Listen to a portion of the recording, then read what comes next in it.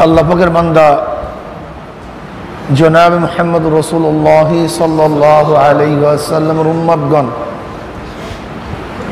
আল্লাহ পাক রব্বুল আলামিন আপনাকে আমাকে দুনিয়ার সমস্ত ফিতনা ফাসাদ থেকে পরিত্রাণ দিয়ে কোরআন ও হাদিসের মজলিস, আলেম ওলামা, মুমিন, মুত্তাকিন,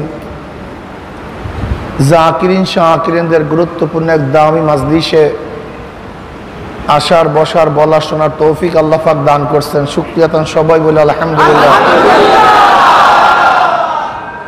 ইতিমধ্যেই কত মানুষ দুনিয়ার থেকে বিদায় হয়ে গেছে, কত মানুষ অসুস্থ অবস্থায় আছে, কত মানুষ রোজা রাখতে পারে না, কত মানুষ রোজা রাখার যোগ্যতা আছে কিন্তু রোজা রাখে না। কিন্তু আল্লাহ পাক আপনাকে আমাকে হায়াতে রেখেছেন, সুস্থ রেখেছেন, রোজা রাখার তৌফিক দান করছেন। আবার কত মানুষ তো রোজা রাখে, পরিবেশ নেই। আমরা মনে করি রোজা শুধু খানা পিনার থেকে পরিত্রাণ থাকা, জেমার থেকে নিজেকে হেফাজত রাখা, এতটুকুই রোজা না। চোখের রোজা, চোখের রোজা, কানের রোজা, জবানের রোজা, হাতের রোজা, পায়ের রোজা, অন্তরের রোজা, ঠিক না? এগুলি চোখের রোজার থেকে হেফাজত থাকার জন্য মাহওয়ালের প্রয়োজন। চোখের রোজা রাখার জন্য মাহওয়ালের প্রয়োজন।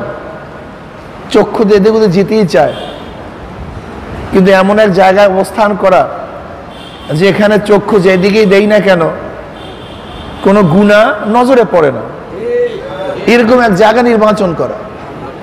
আল্লাহ পাকের শুকর, আজকে এখানে আমরা আসি, আমাদের চোখের মধ্যে কোনো গুনাহ নজরে পড়ে না, আলহামদুলিল্লাহ। এমনিতেই চোখের রোজা হচ্ছে। এরপরে কানের রোজা, কানের রোজার জন্য মাহওয়ালের প্রয়োজন, এমন এক জায়গা অবস্থান করা যেখানে গুনার আওয়াজ কানের মধ্যে না ঢুকে। আল্লাহ পাক এখানে থাকার কারণে অনিচ্ছা সত্ত্বেও কোরআনের আয়াত, জিকিরের আওয়াজ কানের মধ্যে ঢুকে, কিন্তু গান বাজনার আওয়াজ কানে ঢুকে না। এই সামনে সাউন্ড বাড়ায় দাও।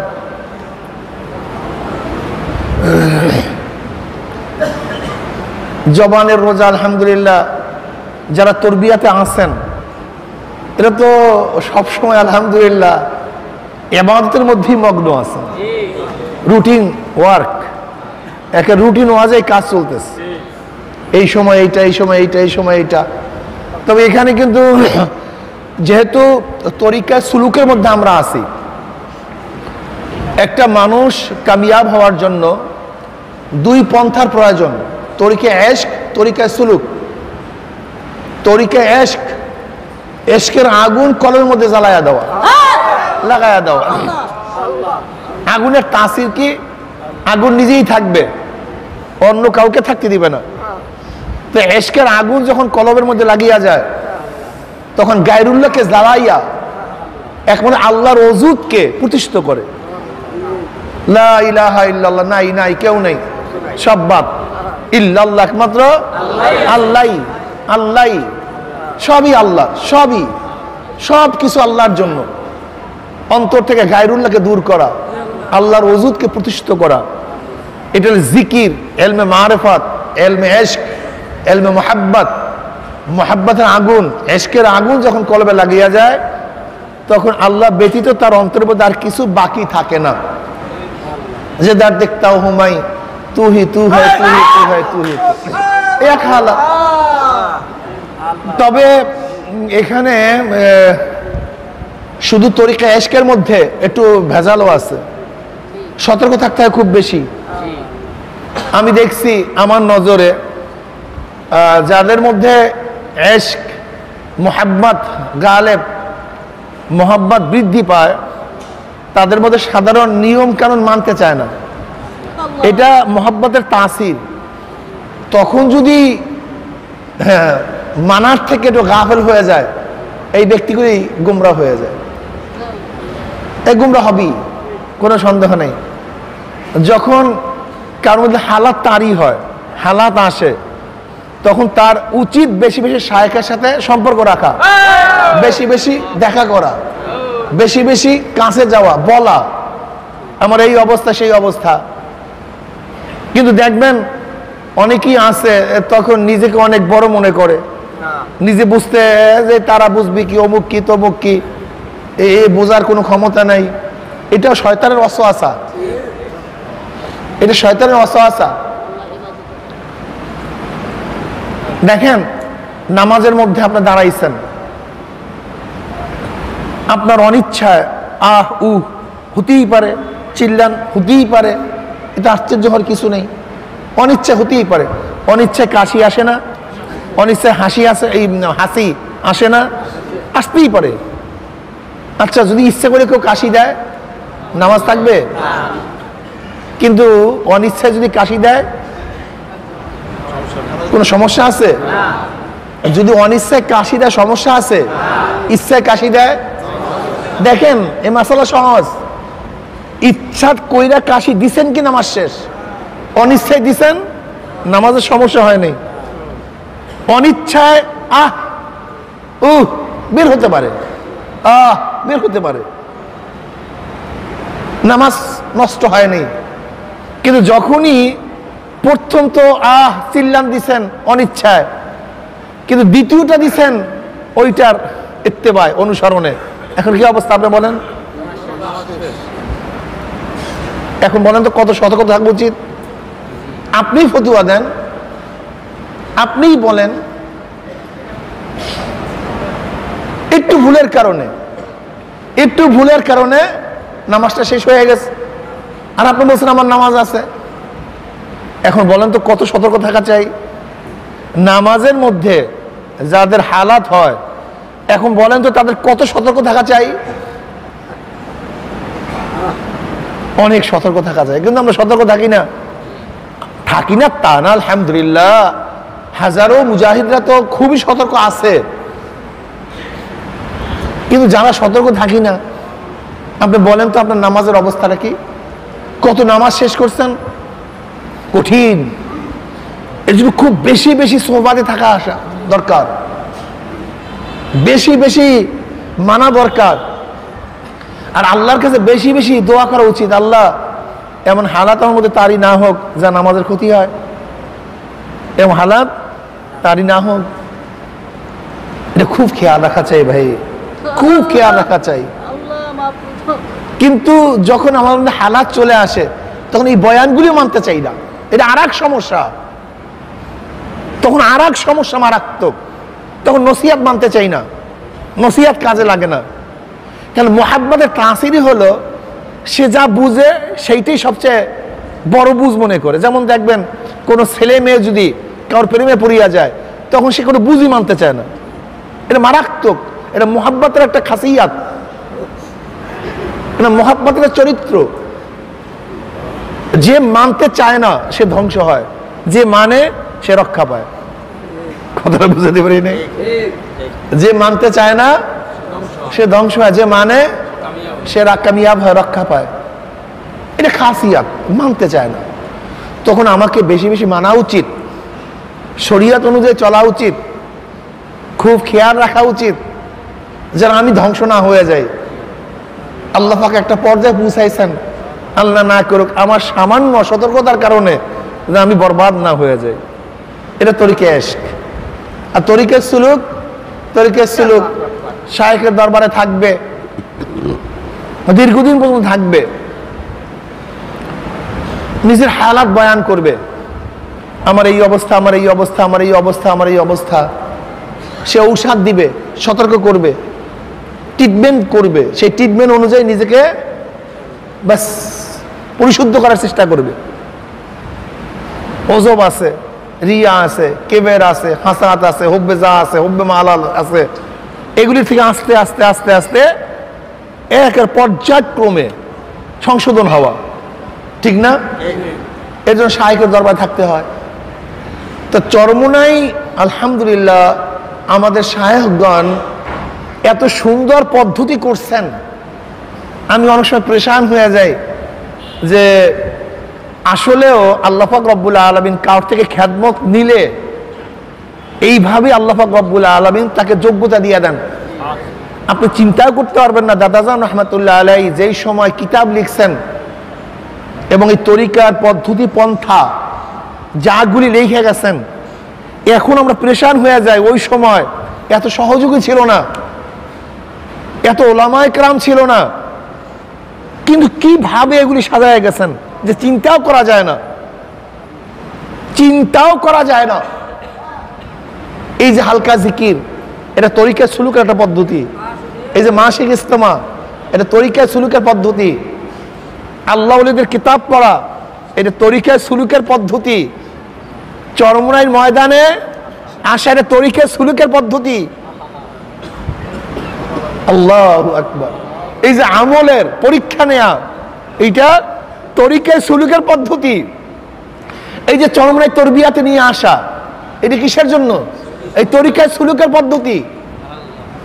কিতাব পড়লে আপনি বুঝতে পারবেন আমার মধ্যে কি দোষ। কিতাব পড়লেই বুঝতে পারবেন আমি কোন অবস্থায় আছি, আমার হালাত কি। যেরকম দাদাজান কি বলছেন, যখন কিতাব পড়ো তখন তুমি ভাবো যে আমি বয়ান করতেছি, তুমি বয়ান শুনতেছো। বুঝেন নাই? তার মানে কি? এই যেমন নসিহত করতেছি আমরা সংশোধন হওয়ার জন্য, ঠিক কিতাবের মধ্যে এই সংশোধনগুলি দিয়ে আছে, আমি সংশোধন হয়ে যাই। এর জন্য কিতাব পড়া একটা তরিকা সুলুকের পদ্ধতি। এখানে যারা আসছেন, এখানে আসছি নিজের নফসকে পরিশুদ্ধ করার জন্য, কন্ট্রোল করার জন্য। নফস মরে না, ও কন্ট্রোল হয়, দমন হয়। নফস কোনোদিন মরে না, ও কন্ট্রোল হয়, নিয়ন্ত্রণ হয়। যদি নিয়ন্ত্রণ করতে পারেন তাহলে কামিয়াব, তাহলে কামিয়াব। এগুলি আল্লাহ পাকের সৃষ্টি। আল্লাহ পাক রব্বুল আলামিন মানুষকে এইভাবেই সৃষ্টি করেছেন। রিয়া, কেবের, হাসাদ, হব্বেজা, হব্বে মাল, এগুলো সব জন্মগত। এগুলি দূর করবেন কিভাবে? আমার রং, এটা আপনি দূর করবেন কিভাবে? আমার চক্ষুর ডিজাইন, এটা দূর করবেন কিভাবে? আমার নাকের ডিজাইন, এটা দূর করবেন কিভাবে? পারবেন না কেন? কথা বলেন না? জন্মগত। ঠিক রিয়া, কেবের, হব্বেজা, হব্বে মাল, হাসাদ, তারপরে কনজুসি, বুখুলি, এগুলি সব জন্মগত। তাহলে হুজুর তা আবার কিভাবে?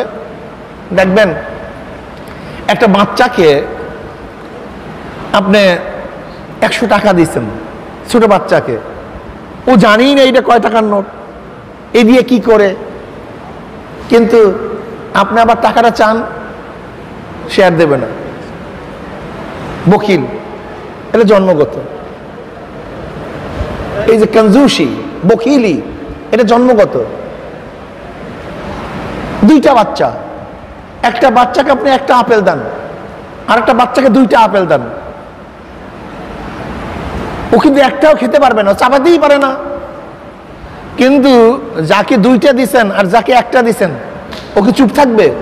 কি করবে? হ্যাঁ, করবে কি? ওটা করবে কি? ওটা করবে কি না? জন্মগত। হাসাদ, হিংসা, ওরে 2টা দিছে, আমাকে একটা দিছে, আমাকে আনতে হবে, লাগস। বুঝলেন? বরক্ত। দেখবেন না বাচ্চাকে আপনি কিছু করছেন, ধাম করে আপনাকে লাগাই দিবে। আপনি চিন্তা করতে পারছেন যে ছোট বাচ্চা সে আমাকে থাপ্পড় মারতেছে? থাপ্পড় কে মারে? নিজেকে যখন বড় মনে হয় তখনই তো থাপ্পড় মারে। নিজেকে যখন প্রতিশোধ নেওয়ার মতো ক্ষমতাদার মনে করে তখন তো প্রতিশোধ নেওয়ার জন্য সে সামনে অগ্রসর হয়। তো আপনাকে থাপ্পড় মারলে কেন? ও ভাবে কি যে তোমাকে পারবো আমি দমন করতে। এটা জন্মগত। এগুলি কিছু দূর করা সহজে সম্ভব না, এগুলি দমন করা। বাস আল্লাহ পাক দমনই চান, এর চেয়ে বেশি কিছু চানো না। আল্লাহ পাক চান এটাকে কন্ট্রোল করতে।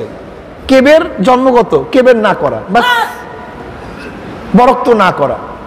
হাসাদ জন্মগত, হাসাদ না করা। গজব, রাগ, এটা জন্মগত, কন্ট্রোল করা। কন্ট্রোল করতে পারছেন, কামিয়াব হয়ে গেছেন। কন্ট্রোল করতে পারেন না, জানোয়ার হয়ে গেছেন। এইটা এমন না যে আমার মধ্যে থাকবেই না, আমি আপনার মধ্যে থাকবে না তো আপনি ফেরেশতা? মানুষ এবং ফেরেশতার মধ্যে পার্থক্যটা কি? মানুষ এবং ফেরেশতার মধ্যে পার্থক্য তো এখানে। জন্মগতভাবে এইগুলি ফেরেশতাদের মধ্যে নাই। চাহিদা ফেরেশতাদের মধ্যে নাই। দেখার আকর্ষণ, কোন সিনেমা দেখার আকর্ষণ, কোন ভালো মেয়ের দিকে তাকানোর আকর্ষণ, এইটা ফেরেশতাদের মধ্যে আছে। কার মধ্যে? মানুষের মধ্যে। ভালো খাওয়ার আকর্ষণ ফেরেশতাদের মধ্যে নাই। গান শোনার আকর্ষণ ফেরেশতাদের মধ্যে, ড্যান্স দেখার আকর্ষণ ফেরেশতাদের মধ্যে, এটা তো নাই ওদের মধ্যে, আছে আমাদের মধ্যে। আল্লাহ পাক এইভাবেই আমাদেরকে সৃষ্টি করেছেন, ওদের মধ্যে নাই, আমাদের মধ্যে আছে। আল্লাহ পাক রব্বুল আলামিন তার কুদরতে 3 ধরনের মাখলুকাত সৃষ্টি করছেন। কয় ধরনের?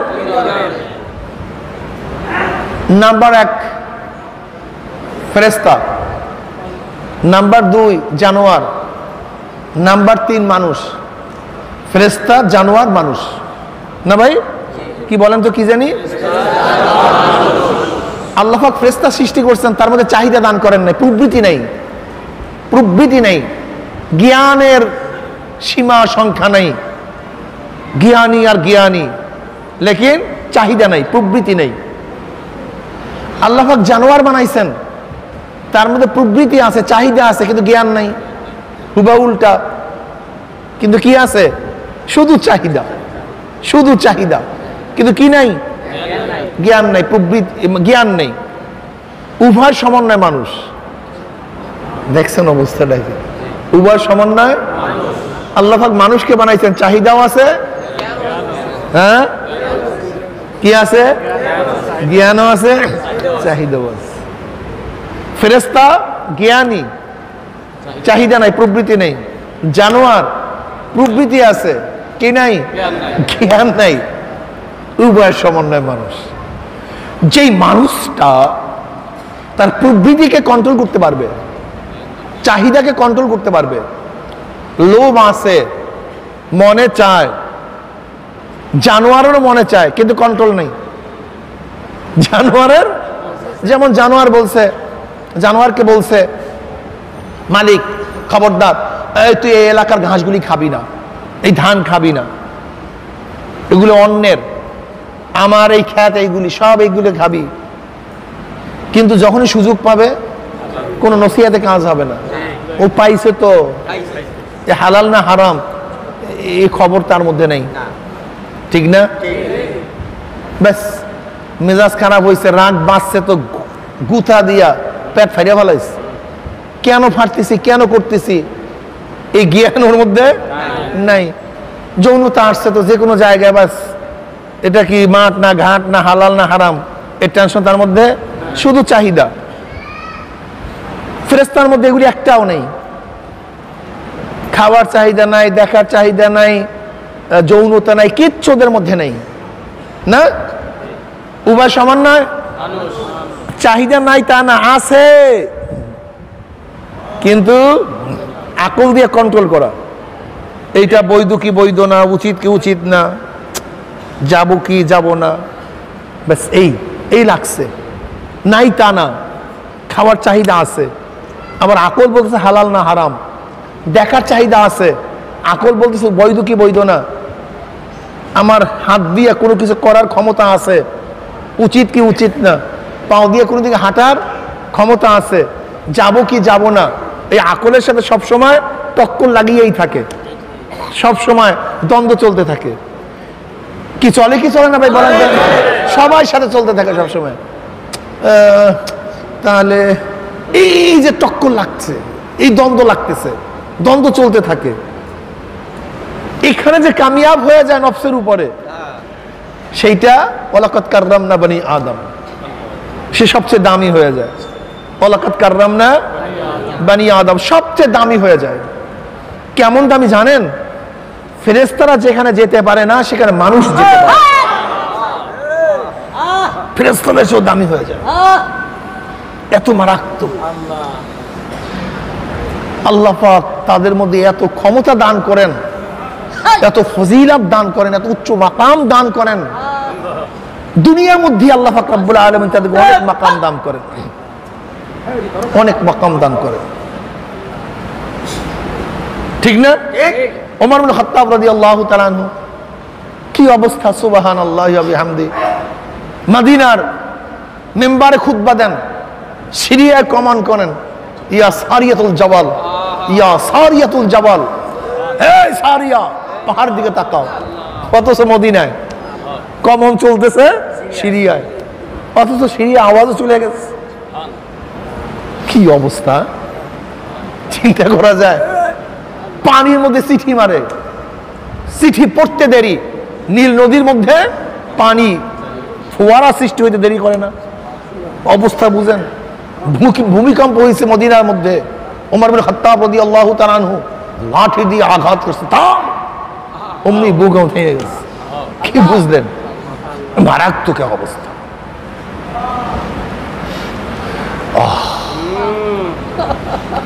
এরকম ঘটনা বহুত আছে। রশিদ আহমদ গঙ্গুই রহমতুল্লাহ আলাইহির ঘটনা আমরা দেখছি। রশিদ আহমদ গঙ্গুই রহমতুল্লাহ আলাইহি একবার হজে গেলেন একদল কাফেলা। হঠাৎ ঝড় শুরু হয়ে গেছে, বিশাল ঝড়। ক্যাপ্টেন বলতেছে, নাবিক বলতেছে যে হাজিগণ, জাহাজ কোথায় যাইতেছে জানি না, অবস্থা খুবই খারাপ, আল্লাহর কাছে দোয়া করেন। হাজিরা রুমাল, খাজুর, তসবিহ যে যা নিয়ে আসছে সব হাজির করে আল্লাহর কাছে বলছে, আল্লাহ ছোট মাসুম বাচ্চার জন্য এটা নিয়ে আসছে, তোমার অমুক নেক বন্দার জন্য এটা নিয়ে আসছে, অমুকের জন্য এটা নিয়ে আসছে, আল্লাহ তুমি আমাদেরকে মাফ করে দাও, আমাদেরকে ঘরে ফিরে দাও। কান্নাকাটি রোল পড়ে গেছে। জীবন বাঁচবে এরকম কোন নমুনা দেখা যায় না, কোন নমুনা নেই। এরকম হায়বাত চলতেছে, কান্নাকাটি চলতেছে। গভীর রাত্রে যে রওয়ায়াত করতেছেন দেওবন্দ মাদ্রাসার মুহাদ্দিস, হঠাৎ আমার জিমটা নিয়ে আসছে। হঠাৎ স্বপ্নে দেখি রশিদ আহমদ গঙ্গুই রহমতুল্লাহ আলাইহি একটা ডিঙ্গি নৌকার উপরে জাহাজের ট্যাগ দিয়া বসে আছে। অমনি তার ঘুম ভেঙে গেছে। লামুজাহাবির এই ঘটনা শুনলে বলবো, দেখো শিরক কয় কিরে, শিরক কাকে বলা হয়, কি কথা ঠিক না? ওদের সব জায়গায় শিরক। আল্লাহ পাক রব্বুল আলামিন তার বান্দাদের মধ্যে আল্লাহ পাক রব্বুল আলামিন এমন ক্ষমতা দান করেন যা চিন্তাও করা যায় না। কিছুক্ষণ পরে নাবিক বলতেছে, হাজী সাহেবগণ, আল্লাহ পাক আপনাদের দোয়া কবুল করছে, জাহাজ তার গতিতে চলে আসছে এবং জাহাজ আগের তুলনায় 200 মাইল সামনে চলে গেছে।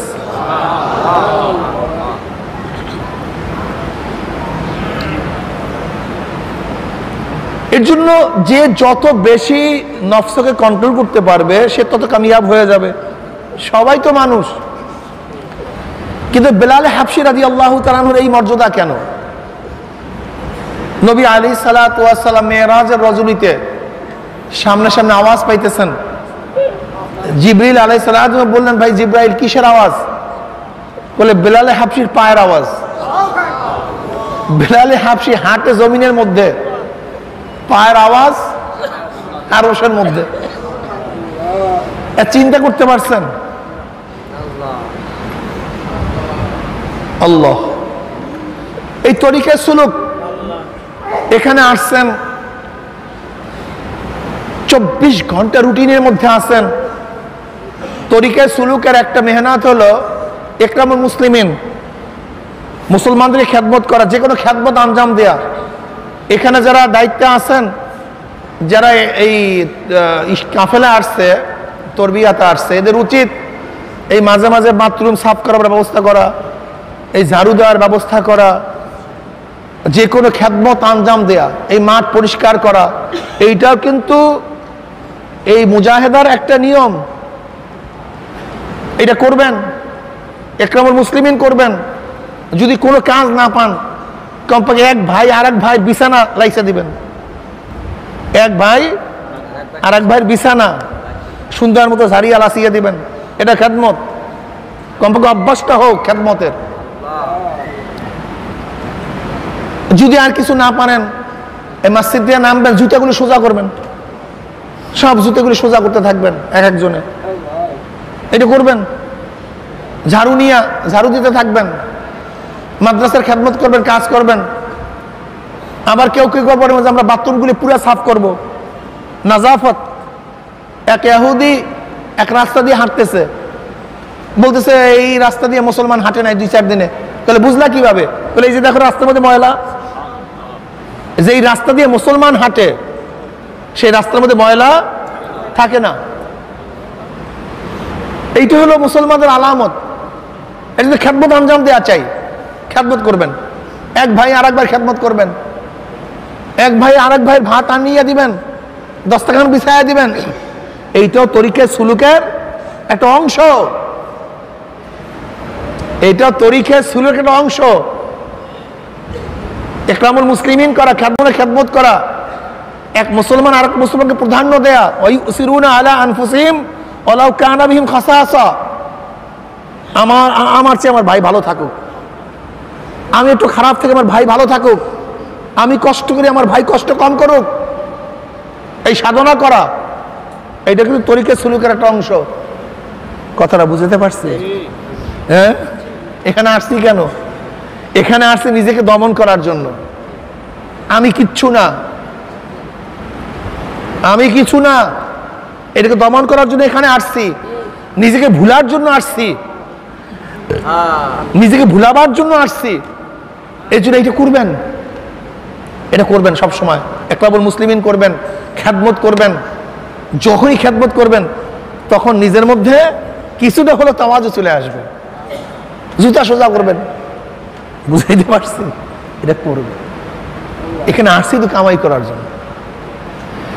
আল্লাহ পাকের শুকর, এই তরিকার মধ্যে তরিকা ইশক এবং তরিকা সুলুক উভয় আছে। এর জন্য চরমোনাই মুজাহিদদের মধ্যে দেখা যায় কামিয়াবি আলহামদুলিল্লাহ অনেক বেশি, অনেক বেশি। আল্লাহ আমাদের সবাইকে কবুল করে নেন। শাহরু রমজান আল্লাযী উনজিলা ফীহিল কুরআন, এই রমজান মাসে আল্লাহ পাক রব্বুল আলামিন কোরআন নাযিল করছে। কি নাযিল করছে? কোরআন সবচেয়ে দামি এক কিতাব, এর চেয়ে দামি কোনো কিতাব নেই। গোটা দুনিয়ার মধ্যে এমন একটা কিতাব নাই, বই নাই যার শুরুতে লেখা লা রাইবা ফি, কোনো সন্দেহ নাই, শোভা নাই। শুধু একটা কিতাব দুনিয়ার মধ্যে পাওয়া যায়, সেই কিতাবের নাম কোরআন। তার শুরুতেই লেখা লা রাইবা ফি, কোনো কি নাই, সন্দেহ নাই। ইমাম জালালউদ্দিন সুয়ুতী রাহমাতুল্লাহ আলাইহি কোরআনের মধ্যে বহুত মুজিজার কথা বয়ান করছেন, ইতকানের মধ্যে বহুত মুজিজার কথা বয়ান করছেন। কোরআন এমন এক কিতাব, আল্লাহু আকবার, যা শুনলে মানুষ হেদায়েত হয়ে যায়, যা শুনলে মানুষ হেদায়েত হয়ে যায়।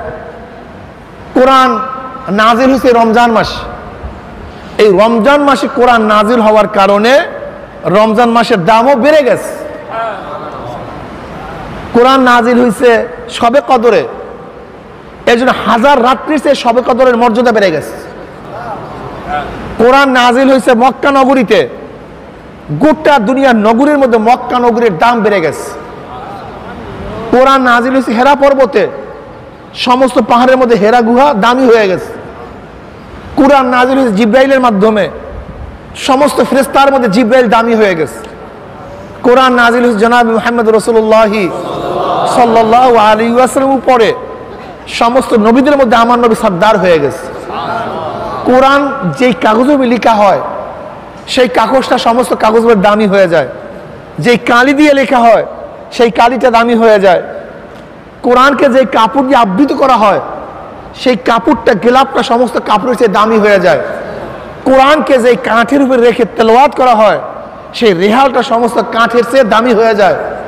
কোরআন যার অন্তরের মধ্যে থাকে সেই কলবটা, সেই মানুষটা সমস্ত মানুষের মধ্যে দামি হয়ে যায়। আল্লাহু আকবার। খায়রুকুম মান তাআল্লামাল কুরআনা ওয়া আল্লামাহু, তোমাদের মধ্যে সবচেয়ে দামি যে কোরআন শিক্ষা দেয়, কোরআন শিক্ষা নেয়। কোরআন এমন এক মৌজেজ, এমন এক মৌজেজ জনাব মুহাম্মদ রাসূলুল্লাহ সাল্লাল্লাহু আলাইহি ওয়াসাল্লাম হাদিসের মধ্যে ফরমান যে আল্লাহ পাক রব্বুল আলামিন অন্য অন্য নবীদেরকে মুজিজা দান করছেন, আর আমাকে আল্লাহ পাক রব্বুল ওহী দান করছেন। আশা করি অন্য নবীদের থেকে আমার উম্মতের সংখ্যা অনেক বেশি হবে। বলেন আলহামদুলিল্লাহ। এর কারণটা কি? অন্য অন্য নবীদের মুজিজা তাদের সাথে সম্পৃক্ত ছিল। সালেহ আলাইহিস সালাতু উট ছিল, হযরত মূসা আলাইহিস সালাতু লাঠি ছিল, তাদের সাথে সম্পৃক্ত। তারা যতদিন ছিলেন ততদিন মুজিজা আছে, তারা নাই, মুজিজা শেষ, তার মাধ্যমে আর হেদায়েত হবে না। কিন্তু জনাব মুহাম্মদ রাসূলুল্লাহ সাল্লাল্লাহু আলাইহি ওয়াসাল্লামের কাছে যে কোরআন আসছে, এমন মুজিজা আমার নবী থাকবে না, কোরআন থাকবে। কিন্তু কোরআন কোরআন গোটা মানুষকে কিয়ামত পর্যন্ত রাহনুমাই করতে থাকবে, পথ প্রদর্শন করতে থাকবে। কোরআন নাযিল হওয়ার পরে কাফেররা আশ্চর্য হয়ে গেছে, কি করবে, এর মোকাবেলা কিভাবে করবে? জনাব মুহাম্মদ রাসূলুল্লাহ সাল্লাল্লাহু আলাইহি ওয়াসাল্লাম কোরআন তেলাওয়াত করতেন। আখনাস ইবনে শারিক, আবু সুফিয়ান, আবু জাহেল নবী আলাইহিস সালাতু ওয়াস সালামের হুজরা মুবারকের কাছে গিয়ে কোরআন তেলাওয়াত শুনতো। সারা রাত মজা মরিয়া কোরআন তেলাওয়াত শুনতো। এত আকর্ষণ কোরআনের তেলাওয়াতের মধ্যে, এত আকর্ষণ, এত মধুর। ভোরে যখন ঘরের দিকে ফিরতেছিল, একে অপরের সাথে দেখা সাক্ষাৎ। উভয় নেতা, আবু সুফিয়ানও আরবের মধ্যে নেতা, আখনাস ইবনে শারিক অনেক বুদ্ধিমান এবং মুরব্বী, আবু জেহেল তো আবুল হাকাম, সে তো সর্দার। যারা প্রবীণ সর্দার জ্ঞানী, তারা নবী আলাইহিস সালাতু ওয়াস সালামের কোরআন তেলাওয়াত শুনতেছেন।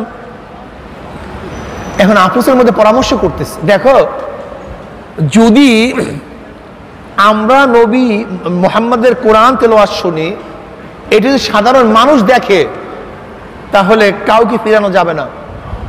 আজকে আমরা উভয় প্রতিজ্ঞাবদ্ধ হই যে না, আমরা নবী মুহাম্মদ সাল্লাল্লাহু আলাইহি ওয়াসাল্লাম কোরআন তেলাওয়াত শুনবো না।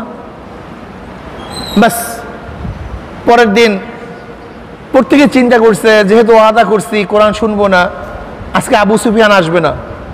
আবু জাহেল চিন্তা করছে আজকে আবু সুফিয়ান এবং আখনাস আসবে না।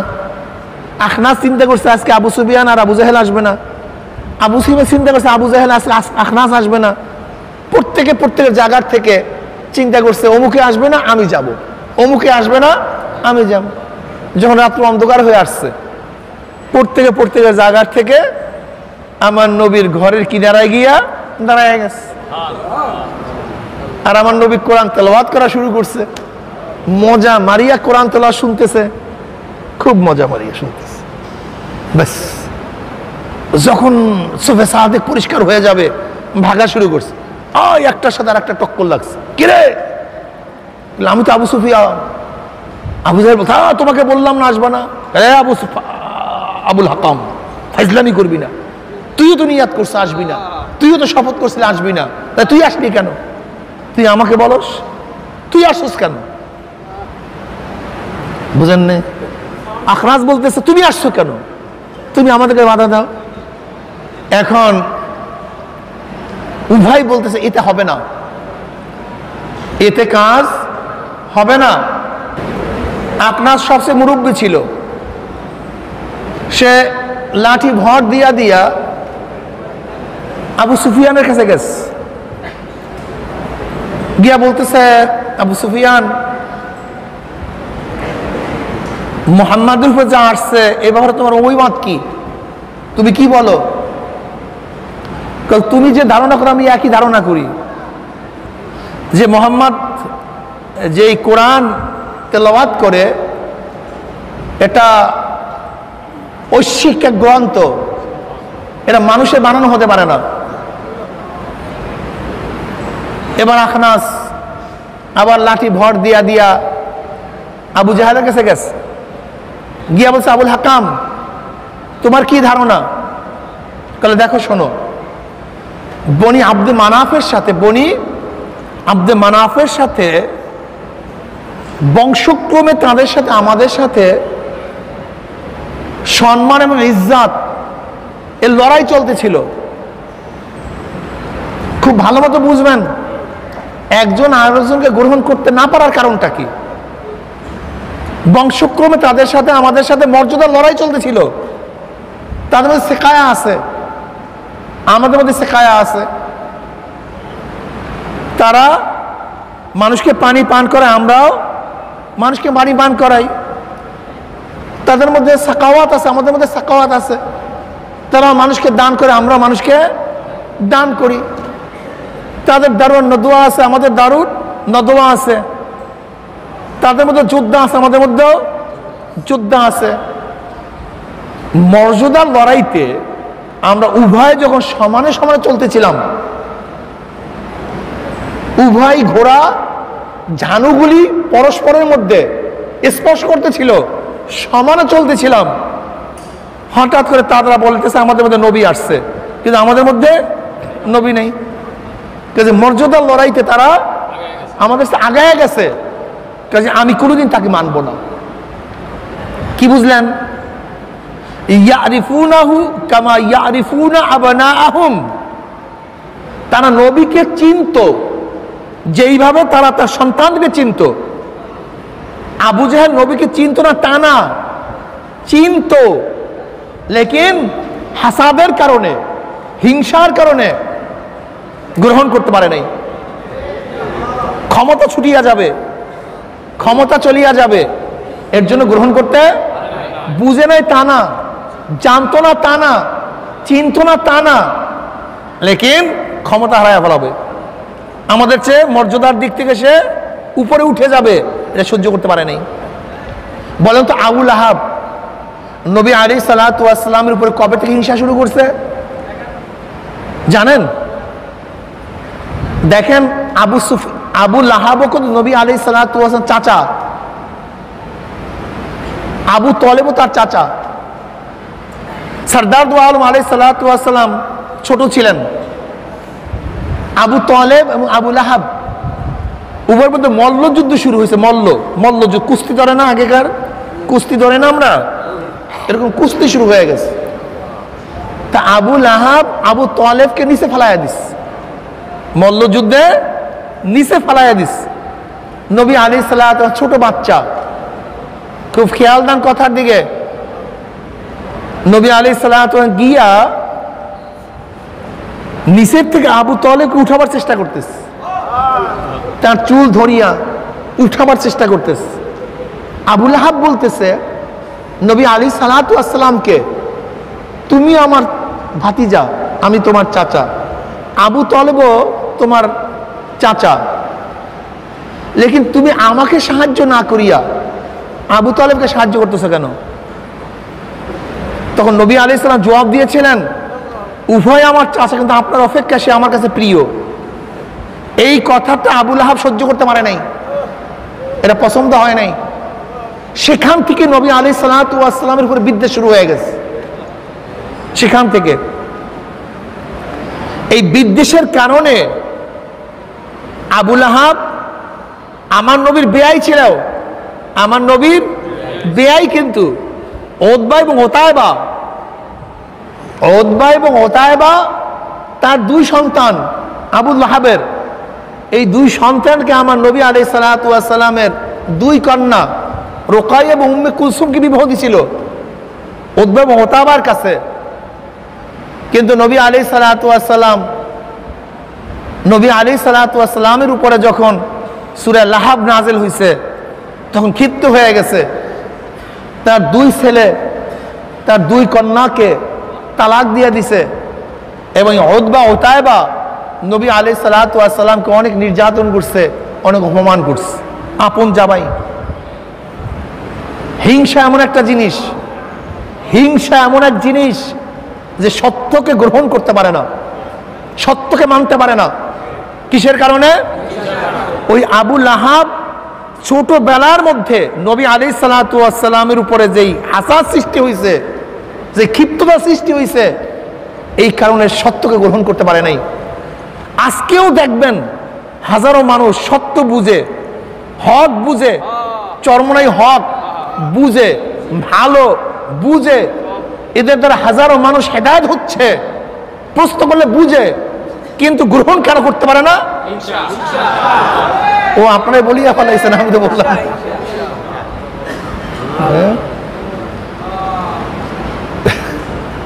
আবু লাহাবের জন্য কিন্তু আল্লামা সুয়ুতী রাহমাতুল্লাহ আলাইহি খাসাইসুল কুবরার মধ্যে হাদিস নিয়ে আসছেন। আমি হাওলা দিয়ে দিলাম, খাসাইসুল কুবরার মধ্যে সুয়ুতী রাহমাতুল্লাহ হাদিসগুলি নিয়ে আসছেন। এত মারাত্মক অবস্থা। হাসান সত্যকে কবুল করতে পারে না, সত্যকে গ্রহণ করতে পারে না। আর যখন আপনার মধ্যে আমার মধ্যে হাসাদ থাকবে, মনে করতে হবে আমিও এবং আপনিও সত্যকে গ্রহণ করতে পারবো না। মনের মধ্যে নিয়াত থাকতে হবে, যার মাধ্যমে ইসলামের খেদমত হোক, দ্বীনের খেদমত হোক, আল্লাহ পাক যেন তাকে কামিয়াব করে দেন। কাকে হিংসা করবেন? কি হিংসা করবেন? আমি আহলুস সুন্নাত ওয়াল জামাতের সমস্ত আকীদার লোকদেরকে বলবো, যাদের সাথে দেওবন্দের নিসবত আছে, আমি ওই সমস্ত বন্ধুদেরকে বলবো, হে আমার দোস্ত, হে আমার বন্ধু, অবস্থা খুবই সঙ্গীন, অবস্থা খুবই মারাত্মক। তুমি কি দেখেছো ঢাকা ইউনিভার্সিটিতে এই রমজান মাসে ইসলামের উপরে মৌলবাদীদেরকে নিয়ে, মুসলমানদেরকে নিয়ে যেইভাবে কটূক্তি করা হয়েছে তা সহ্য করা যায় না। তুমি দেখছো এই রমজান মাসে? হ্যাঁ,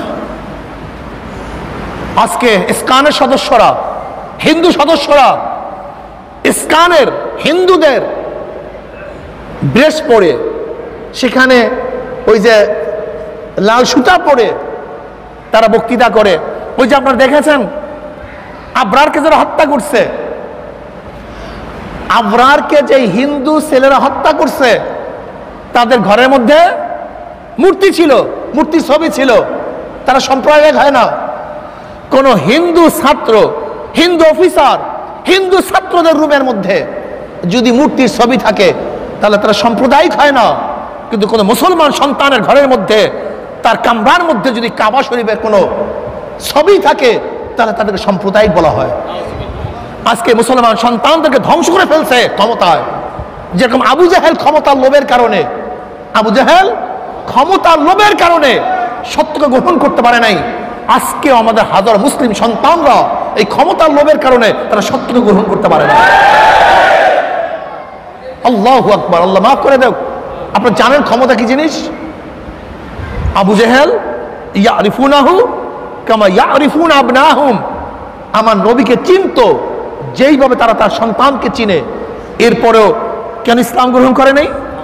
সত্যকে কেন গ্রহণ করে নাই? ক্ষমতা চলে যাবে, ক্ষমতা চলে যাবে, আর কিচ্ছু না। আজকেও দেখেছি আমি হাজারো মানুষ, আরে ভাই এ তো অনেক আগের গল্প, আগের কাহিনীর দরকার নেই। বর্তমানেও দেখবেন যদি আপনি যান এক জায়গায়, ভাই আপনি ইসলামের পক্ষে রায় দেন, ভোট দেন, ইসলামের পক্ষে কথা বলেন, ইসলামের পক্ষে আসেন, ইসলাম কি ভালো না? ইসলাম কি সত্য না? অমুক দল কি সত্য না? অমুক দল কি ভালো না? অমুক নেতা কি আপনার চেয়ে ভালো না? অমুক ক্যান্ডিডেট কি যেই ক্যান্ডিডেটের সাপোর্ট করেন তার চেয়ে ভালো না? বলবো হ্যাঁ ভালো। তাই ঘটনা কি আপনি গ্রহণ করেন না কেন?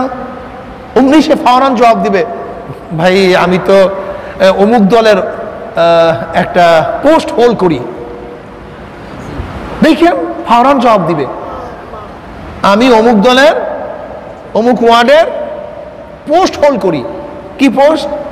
আমি অমুক ওয়ার্ডের অমুক ইউনিটের সভাপতি, অমুক দলের অমুক ইউনিটের সেক্রেটারি, অমুক দলের অমুক ইউনিটের সাধারণ সম্পাদক, সাংগঠনিক সম্পাদক। দেখেন খুব ভালো মতো বুঝেন, হক বুঝছে কিন্তু গ্রহণ করতে পারে নাই কেন? ক্ষমতা। সভাপতিগিরি ক্ষমতাটা কি? ওয়ার্ডের, ইউনিয়নের না, ওয়ার্ডের সভাপতি, ছোট্ট এক ক্ষমতা। হক বুঝছে, গ্রহণ করতে। আচ্ছা ওই ব্যক্তি যদি ইউনিয়নের সভাপতি হইতো, ইউনিয়নের সেক্রেটারি হইতো, তাহলে হক গ্রহণ করা কঠিন হইতো না সহজ হইতো? কি আপনারা বুঝেন না কথা? আরো।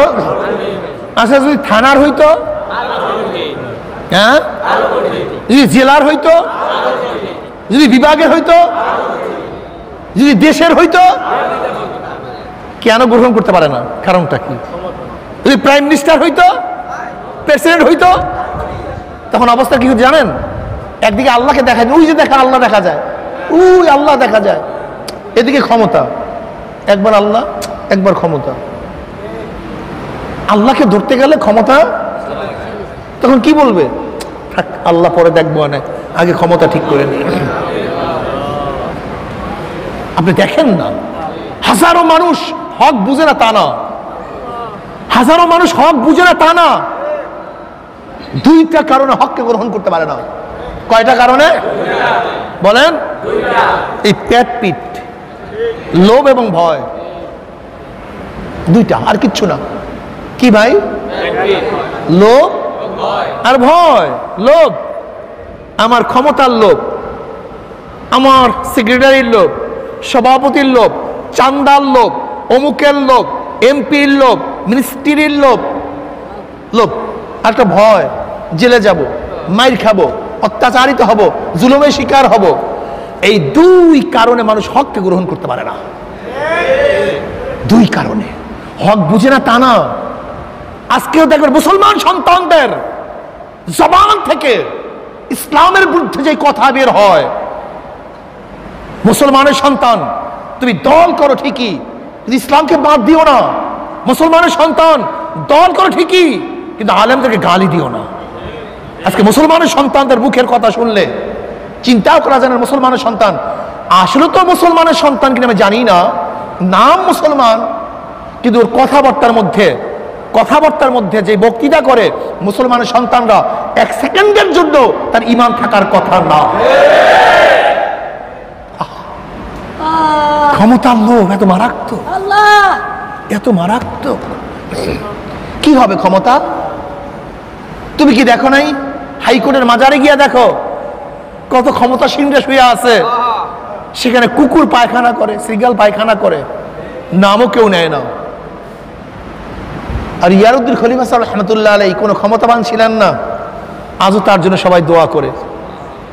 হ্যাঁ, তুমি ক্ষমতার পাগল হয়ে গেছ, ইসলাম ছেড়ে দিচ্ছ, ইসলামের কটূক্তি করছো, ইসলাম তোমার কাছে ভালো লাগে না। আজকে আমরা কি দেখেছি? বাংলাদেশের বুকে নতুন ভাবে ওই মুদির এবং বিজেপির সদস্যরা বাংলাদেশের সাম্প্রদায়িক দাঙ্গা লাগাবার চক্রান্ত করতেছে। দেখবেন প্রায় ওই মুদির যারা সদস্য আছে, বিজেপি যারা সদস্য আছে, ইসলামের কটূক্তি করবে, ইসলামের কটূক্তি করবে। নওগাঁতে বোরখা পরার কারণে বাংলাদেশের বুকে মুসলিম মেয়েদেরকে আঘাত করবে, সহ্য করা যায় না। চিন্তা করেন, এসব সাম্প্রদায়িক দাঙ্গা সৃষ্টি করার চক্রান্ত চলতেছে, এ দেশকে যুদ্ধ বাজাবার জন্য চক্রান্ত করতেছে। মুসলমান সতর্ক হও, আর নিজেরা গালি দাও, কটূক্তি করো। আমি তোমাদের হাতেও ধরি, পায়েও ধরি, আমি তোমাদের হাতেও ধরি, পায়েও ধরি। যাদের আকীদা আহলে সুন্নাত ওয়াল জামাতের আকীদা, দেওবন্দের নিসবত আছে, কেউ কারোর উপর গালি দিও না, বিদ্বেষ রাখিও না। অবস্থা খুবই সঙ্গীন। তুমি কি দেখেছো এই রোজার মধ্যে আমাদের মুসলিম সন্তানদের মাথার মধ্যে ইসলামের কি বিদ্বেষ ঢুকানো হয়েছে? তাদের বক্তৃতা শুনছো, তোমার রক্ত ঠিক থাকবে না, সেই অবস্থা চলতেছে। এই জন্য অনুরোধ করি, পায়ে ধরি, হাতেও ধরি, আপুসের মধ্যে মিল মোহাব্বত পয়দা করার চেষ্টা করো, বারবার বৈঠকের চেষ্টা করো, লেকিন বিদ্বেষ রাখিও না। বিদ্বেষ রাখা ঠিক হবে না, কেউ বাঁচতে পারবে না, বাঁচার সুযোগ কাউর হবে না। এই দেশকে গ্রাস করার জন্য চক্রান্ত চলতেছে, খুব সতর্ক থাকো।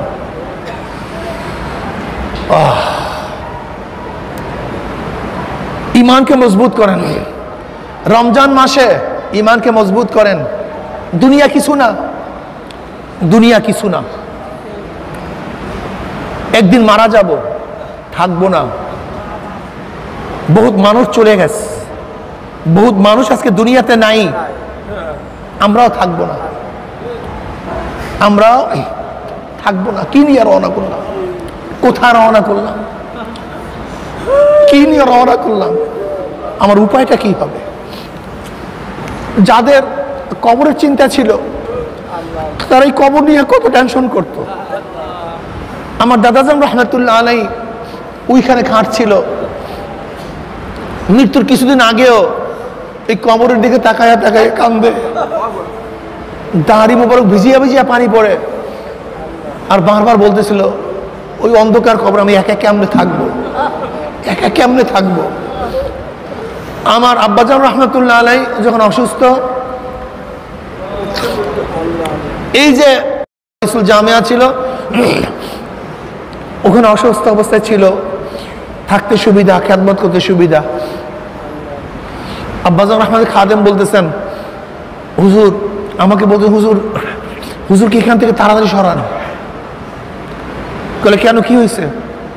হুজুর কবরের দিকে তাকাই মনে হয় কলিজা বের হয়ে যাবে। আল্লাহ, আসলে আমাদের কি উপায়? আমরা তো চিন্তাই করি না, সারাদিন দুনিয়া দুনিয়া।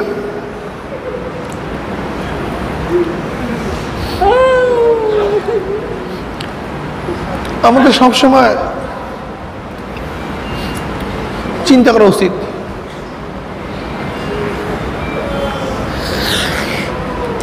يا أيها الذين آمنوا اتقوا الله ولتنظر نفس ما قدمت لغد واتقوا الله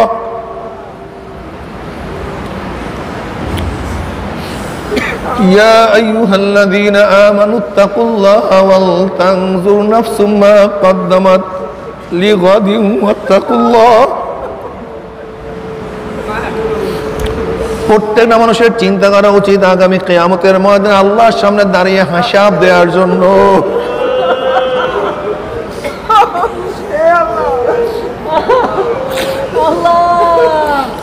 ওয়ালতানজুর নাফসুম মা কদ্দামাত লিগাদিন ওয়াত্তাকুল্লাহ।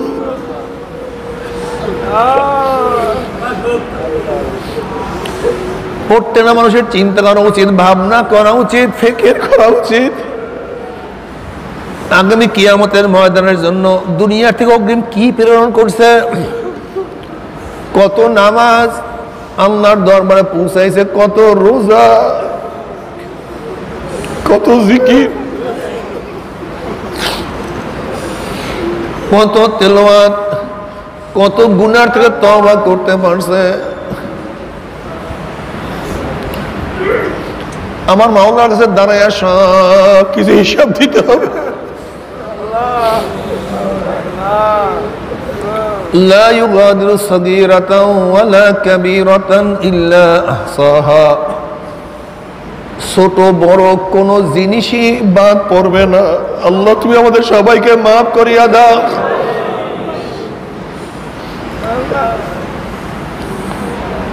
ছোট বড় সব কিয়ামতের ময়দানে সব কিছু হাজির হয়ে যাবে। আজকে রমজানের 6 দিন চলিয়া যাইতে আছে, রহমতের 6 দিন চলিয়া যাইতে আছে। জানি না রহমত পাইলাম কি পাইলাম না, রহমত পাইলাম কি পাইলাম না।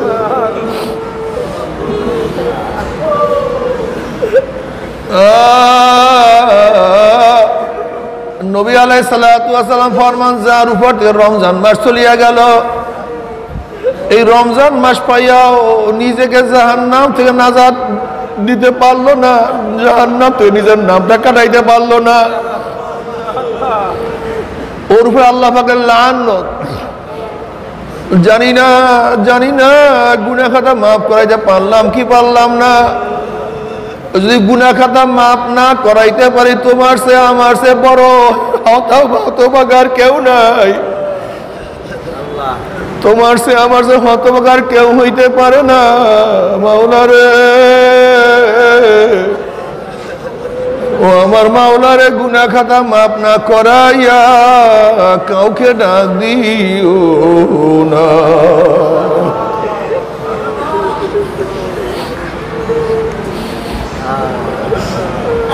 আমার মাওলা রহমান, আমার মাওলা রহিম, আমার মাওলা গফফার, আমার মাওলা সত্তার।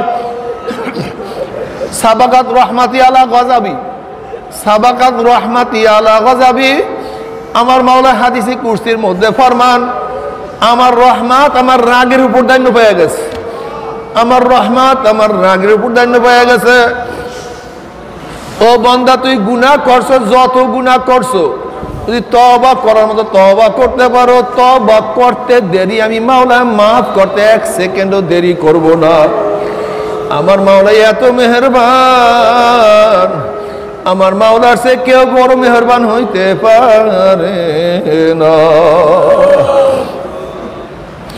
আমার মাওলা ডাক দেন, কুল ইয়া ইবাদিয়াল্লাযীনা আসরাফু আলা আনফুসিহিম লা তাকনাতু মির রাহমাতিল্লাহ, লা তাকনাতু মির রাহমাতিল্লাহ, লা তাকনাতু মির রাহমাতিল্লাহ, ইন্নাল্লাহা ইয়াগফিরুয যুনুবা জামিয়া।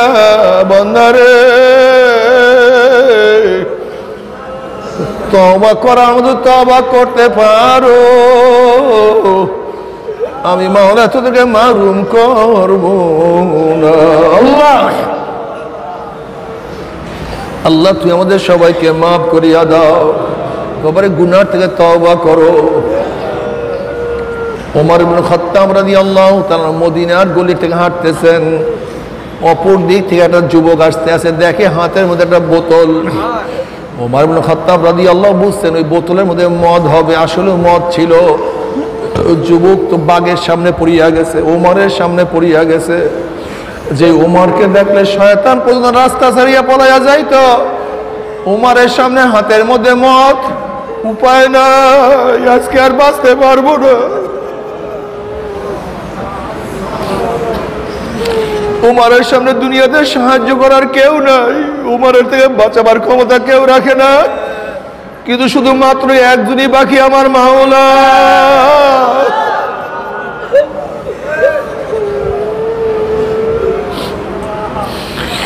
যুবক মনে মনে আল্লাহকে বলে, মাওলা রে, উমার থেকে আজকে বাঁচার কোনো সুযোগ নাই, কেউ আমাকে বাঁচাতে পারবে না, তুমি ছাড়া উপায় দেখি না মাওলা রে। আজকে তো উমারের থেকে তুমি আমাকে বাঁচাইয়া দাও, তুমি উমারের থেকে নাজাত দিয়া দাও। আমি নিয়াত করলাম, আমি ওয়াদা করলাম আর কোনোদিন মদ পান করব না। আল্লাহ পাক রব্বুল আলামিনের কাছে তওবা করার সাথে সাথে আমার মাওলা তার তওবাকে কবুল করিয়া ফেলাইছে। উমর ইবনে খাত্তাব রাদিয়াল্লাহু তাআলা যুবকের কাছে গিয়া বলেন, হে যুবক, তোর হাতের মধ্যে কি? যুবক বলছে, আমার হাতের মধ্যে সেরকা। উমর ইবনে খাত্তাব রাদিয়াল্লাহু তাআলা যখন বোতলকে কায়েদ করছে, দেখে বোতলের মধ্যে মদ নাই, সমস্ত মদ সেরকা হইয়া গেছে। যেই মাওলা উমরের থেকে নাজাত দেওয়ার জন্য সমস্ত মদকে সেরকা বানাইয়া ফেলাইছে, সেই মাওলার কাছে তওবা করার মতো তওবা করতে পারি, আমার মাওলা সমস্ত গুনাহকে নেক বানাইয়া ফেলাইবে। আল্লাহ,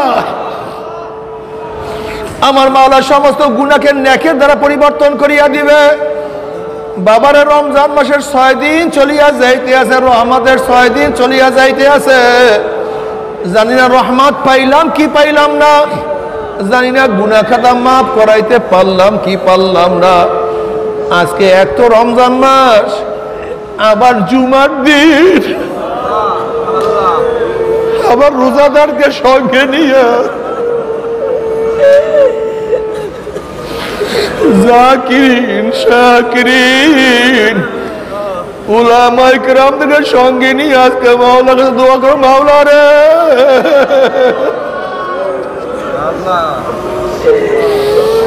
মাহরুম করিও না, তোমার খাস গোলাম বান্দি না বানাইয়া ডাক দিও না।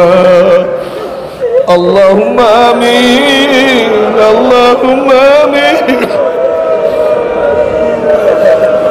আল্লাহুম্মা আমিন। মাওলা রে, ও আমার মাওলা রে, রমজানের 6 দিন চলিয়া যাইতে আছে, জানি না রহমত পাইলাম কি পাইলাম না,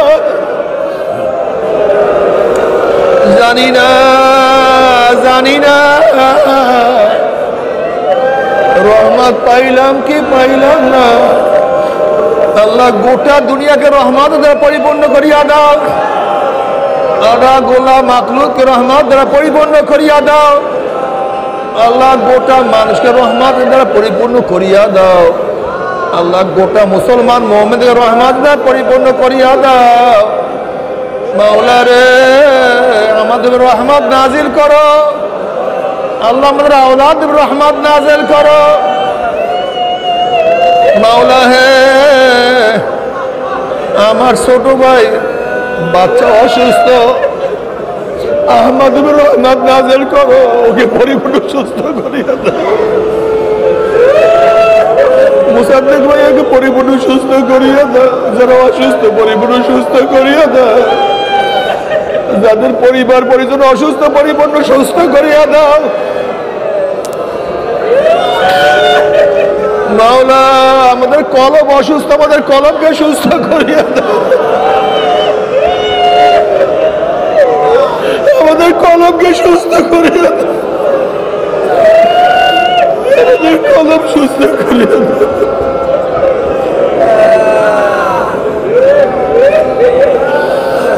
মাওলা, আল্লাহ গুনাহ খাতা মাফ করিয়া দাও, গুনাহ খাতা মাফ করিয়া দাও, গুনাহ খাতা মাফ করিয়া দাও, গুনাহ থেকে বাঁচিয়া থাকার তৌফিক দিয়া দাও।